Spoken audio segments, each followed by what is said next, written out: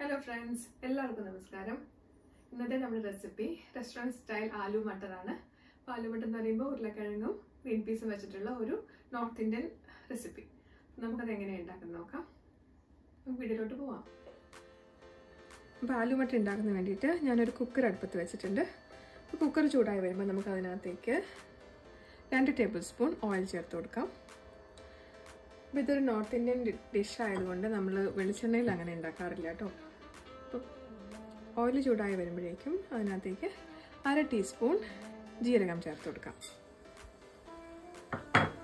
പിന്നെ ഞാൻ ഒരു ബേ ലീഫ്, പിന്നെ ഒരു ചെറിയ കഷ്ണം പട്ട, 3 ഏലക്ക, ഒരു 6 ഗ്രാമ്പു, പിന്നെ ഒരു 4-5 കുരുമുളക് എല്ലാം കൂടി എടുത്തിട്ടുണ്ട്. ഇതൊക്കെ നമുക്ക് ഇതിനകത്തേക്ക് ചേർത്ത് കൊടുക്കാം. ജീരകമൊക്കെ നന്നായിട്ടൊന്ന് പൊട്ടി വരുമ്പോൾ നമുക്കതിനകത്തേക്ക് ഒരു വലിയ സവാള ചെറുതായിട്ട് അരിഞ്ഞത് നമുക്ക് ചേർത്ത് കൊടുക്കാം. ഇതിനെ കൂടെ 1/2 ടേബിൾ സ്പൂൺ ഉപ്പ് കൂടെ ചേർത്ത് കൊടുത്തിട്ട് നമുക്ക് സവാള നല്ലപോലെ വഴറ്റിയെടുക്കണം. ബ്രൗൺ കളർ ആവണ്ട, പക്ഷേ നല്ലപോലെ വെന്ത് കിട്ടണം. എന്നാലേ നമ്മൾ കുക്കറിൽ നമ്മുടെ ഉരുളക്കിഴങ്ങും പീസും കൂടെ വെന്ത് വരുമ്പോൾ നന്നായിട്ട് അലിഞ്ഞ് ചേരുള്ളൂ നമ്മളെ ഗ്രേവിയിലോട്ട്.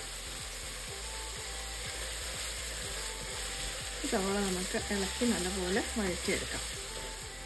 സവാള ഇപ്പം നല്ലപോലെ വഴന്നു വന്നിട്ടുണ്ട്. നമ്മളിതിനകത്തേക്ക് 1 ടേബിൾ സ്പൂൺ ഇഞ്ചി പേസ്റ്റും ഗാർലിക് പേസ്റ്റും കൂടെ ചേർക്കുവാണ്. ഇഞ്ചിയുടെ വെളുത്തുള്ളി പച്ചമണം മാറുന്ന വരെ നല്ലപോലെ എണ്ണയിൽ വാട്ടിയെടുക്കാം. ഇഞ്ചി വെളുത്തുള്ളിയൊക്കെ നല്ലപോലെ വാടി വന്നിട്ടുണ്ട്. ഇനി നമുക്ക് ഇതിനകത്തേക്ക് നമ്മുടെ മസാല പൊടികൾ ചേർത്ത് കൊടുക്കാം. ഇപ്പോൾ 2 ടേബിൾ സ്പൂൺ മല്ലിപ്പൊടിയാണ് ചേർത്ത് കൊടുക്കുന്നത്. അതേപോലെ 2 ടീസ്പൂൺ മുളക് പൊടി ഇവിടെ കാശ്മീരി മുളക് പൊടിയാണ്. 2 ടീസ്പൂൺ, ഒരു 1/2 ടീസ്പൂൺ മഞ്ഞൾപ്പൊടി. ഇത് നല്ലപോലെ നമുക്ക് മല്ലിപ്പൊടിയും മുളക് പൊടിയൊക്കെ നല്ലപോലെ ഒന്ന് മൂത്ത് വരുന്ന വരെ നമുക്ക് ചൂടാക്കിയെടുക്കാം. ഇനി നമുക്കിതിനകത്തേക്ക് ഒരു തക്കാളി നേരിയതായിട്ട് അരിഞ്ഞത് ചേർത്ത് കൊടുക്കാം. തക്കാളി ഒന്ന് നല്ലപോലെ വേവണ വരെ ഒന്ന് നമുക്ക് ഇളക്കി കൊടുക്കാം. ഒന്ന് സോഫ്റ്റ് ആയാൽ മതി. ഓയിൽ തെളിയണ വരെ വഴറ്റേണ്ട ആവശ്യമൊന്നുമില്ല കേട്ടോ. അപ്പോൾ ഒന്ന് തക്കാളി ഒന്ന് സോഫ്റ്റ് ആവുന്നത് വരെ ഇതൊന്ന് കുക്ക് ചെയ്തെടുക്കാം.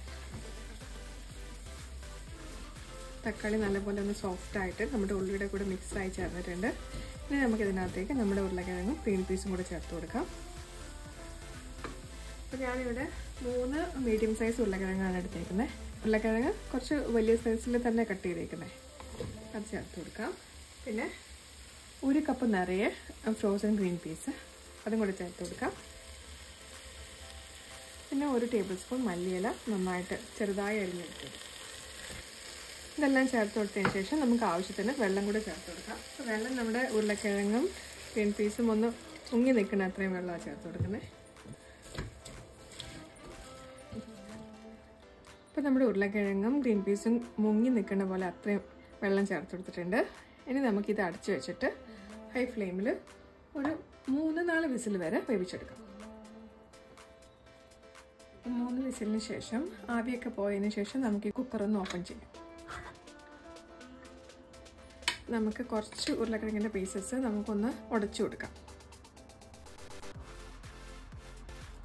ഉരുളക്കിഴങ്ങൊക്കെ നല്ലപോലെ വെന്തിട്ടുണ്ട്. അപ്പോൾ എല്ലാം ഉടച്ചു കൊടുക്കണ്ട, കുറച്ച് നമുക്ക് ഉടച്ചു കൊടുത്താൽ അപ്പോൾ കറിക്ക് നല്ല തിക്നെസ് വരും. നമുക്ക് തീ ഒന്ന് ഓൺ ചെയ്തിട്ട് ഒന്ന് തിളപ്പിച്ചെടുക്കാവേ. ഇതിനകത്തേക്ക് നമുക്ക് ഗരം മസാലകളൊന്നും ചേർത്തിട്ടില്ല. അപ്പോൾ ഈ സമയത്ത് അത് ഏറ്റവും ഒടുവിലാണ് നമ്മൾ ഗരം മസാല ചേർക്കുന്നത്. അപ്പോൾ ഗരം മസാല 2 ടൈപ്പ് ഗരം മസാല ചേർക്കുന്നുണ്ട് ഞാൻ.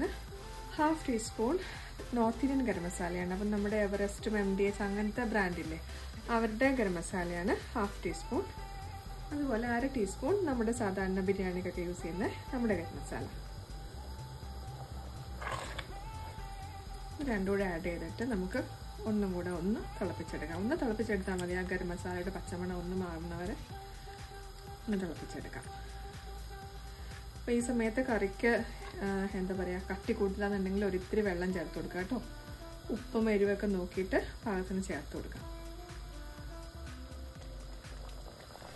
കറി നല്ലപോലെ തിളച്ചിട്ടുണ്ട്. നമുക്കിതിനെ മാറ്റി വയ്ക്കാം. ഇനി നമുക്കിതിനകത്തേക്ക് ചെറിയൊരു താളിപ്പ് കൂടെ ചേർത്ത് കൊടുക്കാം. നമ്മുടെ ആലു മട്ടറിലേക്ക് ഞാൻ കടു താളിച്ചിടാൻ വേണ്ടിയിട്ടാണ് പോണത്. അപ്പോൾ കടു താളിക്കാൻ വേണ്ടിയിട്ട് ഞാൻ നെയ്യാണ് യൂസ് ചെയ്യുന്നത്. കുറച്ച് റിച്ച്നെസ് കിട്ടാൻ വേണ്ടിയിട്ട് ഒരു 1/2 ടേബിൾ സ്പൂൺ നെയ്യ് എടുത്തിട്ടുണ്ട്. അപ്പം നെയ്യ് ഉപയോഗിക്കണമെന്നില്ല എന്നുണ്ടെങ്കിൽ സാധാരണ ഓയിൽ ചെയ്താലും മതിയാവും. ഞാൻ റെസ്റ്റോറൻറ്റിലൊക്കെ തരുന്ന പോലെ കുറച്ചൊരു റിച്ച് ആവാൻ വേണ്ടിയിട്ടാണ് ഗീൽ യൂസ് ചെയ്യുന്നത്. അപ്പോൾ നെയ്യ് നന്നായിട്ട് ചൂടായി വരുമ്പോൾ അതിനകത്തേക്ക് ഒരു 1/4 ടീസ്പൂൺ ജീരകം ചേർക്കുന്നുണ്ട്. അതിൻ്റെ കൂടെ തന്നെ 1 ടീസ്പൂൺ കടുക് കൂടെ ചേർത്ത് കൊടുക്കുക. കടുകും ജീരകം കൂടെ നന്നായി ഒന്ന് പൊട്ടി വരുന്നവരെ നമുക്ക് വെയിറ്റ് ചെയ്യാം. കടുക് പൊട്ടി വരുമ്പോഴേക്കും നമുക്ക് അതിനകത്തേക്ക് ഉണക്കമുളക് ഒരു 3 എണ്ണം എടുത്തിട്ടുണ്ട്, അത് ചേർത്ത് കൊടുക്കാം. കൂടെ തന്നെ ഒരു 2 തണ്ട് കറിവേപ്പില നമുക്ക് നമ്മുടെ കറിയിലേക്ക് ചേർത്ത് കൊടുക്കാം.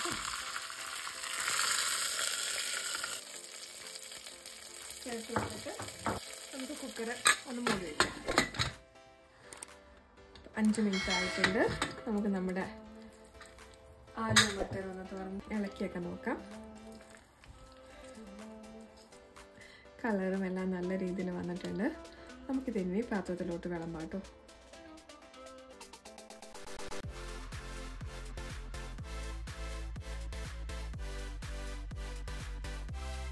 അപ്പോൾ ഇന്നത്തെ റെസിപ്പി എല്ലാവർക്കും ഇഷ്ടപ്പെട്ടു എന്ന് വിചാരിക്കുന്നു. റെസ്റ്റോറൻറ്റ് ടേസ്റ്റിലെ അതേ ആലു മട്ടർ നമുക്ക് വീട്ടിൽ തന്നെ റെഡിയാക്കി എടുക്കാം. അപ്പോൾ എല്ലാവരും ഒന്ന് ട്രൈ ചെയ്ത് നോക്കുക. നമുക്ക് അടുത്ത റെസിപ്പിയുമായിട്ട് വീണ്ടും കാണാം. അതുവരെ നമസ്കാരം.